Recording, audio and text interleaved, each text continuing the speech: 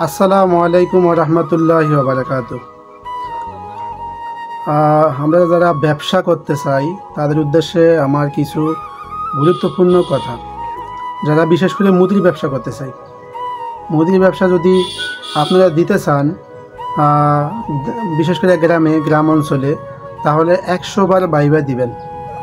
এটা আসলে অনেক কঠিন, এটা সহজ না।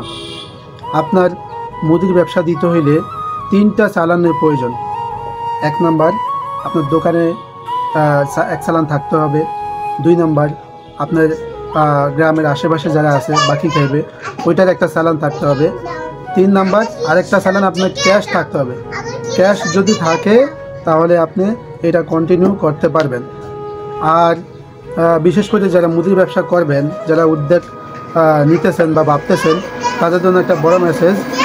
তারা অবশ্যই মাথায় রাখবেন, মুদি ব্যবসা করলে আপন যারা তারাই আপনার ক্ষতি করবে।